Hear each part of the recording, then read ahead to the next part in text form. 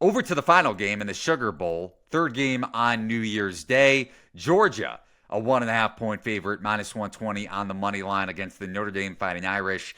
Total of 45, lowest total that we've discussed so far here, and the only one in the 40s for that matter. I have a play on the total, but I'm curious if you have any angle for the point spread. Yeah, this one's tough. Just on I lean towards Notre Dame just because I have such an uncertainty on what Georgia is. You have to remember Georgia hasn't looked all that great this year, even with Carson Beck in there. I know part of that is on Carson Beck. He wasn't very consistent this year either. But you're talking about Gunnar Stockton stepping in here, who's hasn't really had any bit of experience. There's 30. I think he's thrown 30 passes this year. I think 12 came against Tennessee Tech or something like that. So, really big unknown, and I think that plays into Notre Dame's strength because I have more confidence in Notre Dame's defense being able to keep Georgia at bay. I have concerns about Notre Dame's offense scoring on Georgia's defense. It's one of those games where it's like I can't remember. Is there a time where we had such an unproven quarterback in a playoff game? I don't think there is one. It's hard to really get a feel for what this Georgia offense is going to be. So that makes me lean a little bit towards Notre Dame. But yeah, it's I don't love it. Let's just leave it at that. Well, before I give my take on the total, how much of a, I guess by your handicap, not so much, of an edge do you give Georgia just based on the extra week of prep? Yeah, so it's not a ton, just because there's so many staffers involved. Georgia would have been scouting both teams. Couldn't think of the word there. Scouting both Notre Dame and Indiana, and it goes to either same way. Notre Dame had people on Georgia before this as well. So I don't think it's a huge number here, but it's a little bit they just get for my model they get a bye week adjustment, which isn't really all that much. But maybe it's a little bit more when it's at the end of the year. But this year we had 2 bye weeks, so it's a little bit of uncertainty in what buys are how useful buys are. But yeah, Stockton getting those extra reps, maybe that helps out as well. But it is something that's tough to quantify. So for me, I'm looking at the under for this game. I know it's been bet up from 44 and a half ish, maybe some books open 44 to as high as 45 and a half. It juiced 45 to the under, but I took a flat 45 minus 110 over at Bet365.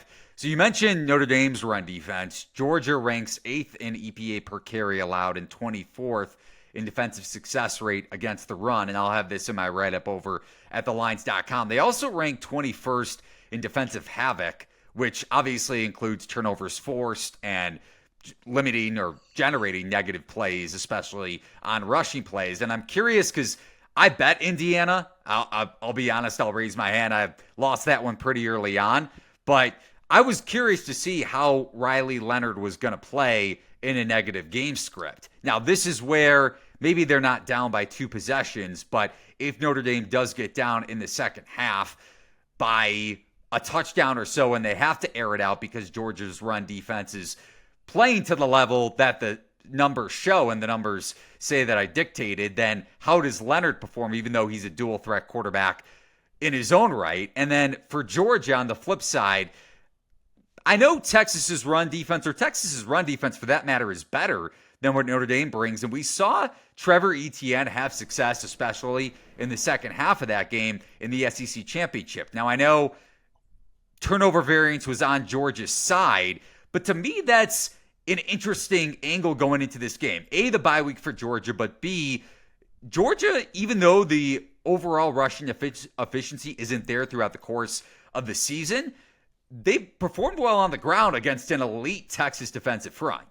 So I do think it's just an interesting game because you're trying to use what Georgia has had all year. Those are the metrics that you can go off. They're year-long metrics, and one of the things that's tough when there is a change in quarterback is okay, how are their tendencies gonna change, or all these different things that happen here for Georgia. We don't really know like that's hard to game plan for. So I do think there are some concerns there. Like, is it going to be different types of run schemes? Is it going to be different pass schemes and everything? So that makes it a little bit trickier for Notre Dame. But I do think both teams don't want to get into to a passing, like they don't want to air this out. So I do lean a little bit with your way with the under. If I had to bet the total, I would definitely lean towards the under. But yeah, I think I don't want to see Riley. If you're a Notre Dame fan, you don't want to see Riley Leonard dropping back to pass a lot, because that's not his strength. Like, that's honestly, there's not a lot of quarterbacks in the playoff right now that's their strength.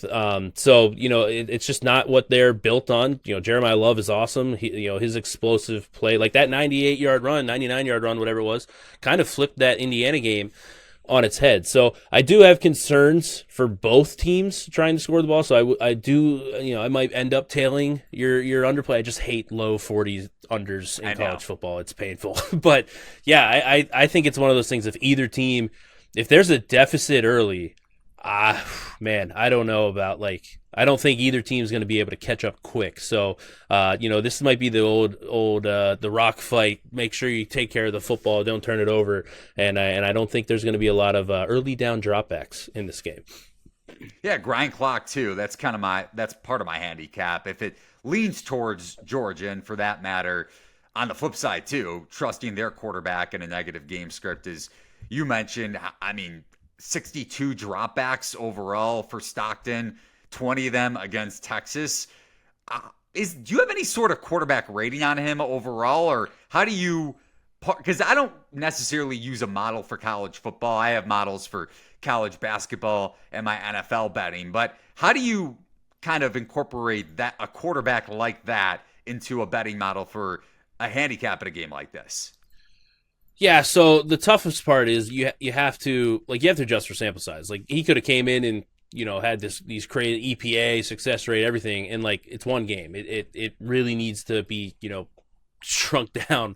So yeah, a lot of that is based on adjusting to what I expect of. I have a backup projection for every level of team in college football, if that makes sense. A backup at Old Dominion is going to be a lot different than Georgia. So that's kind of where I start with my process. It's tough. It's really hard to do because I always go back to Alabama pulled Jalen Hurts, who's a successful NFL quarterback, at halftime of the national championship game, and because they thought the backup was better, which I don't know if we'll ever see that again. It's hard to do, but Stockton was it wasn't like he was a low 3-star or anything. He was a 4-star recruit, so there should be some ability there, but obviously I think there's a step down from Beck. So that's kind of how I do it, with a general, his stats and some general backup of what I expect Georgia to have on a year-to-year basis. One last market I want to go over for this game, similar to the first couple games that we discussed, with Jeremiah Love's rushing yards prop lined at 67.5 at Bet365. I know the immediate inclination, and you brought this up a couple points ago with his 98-yard touchdown run, which did flip the game.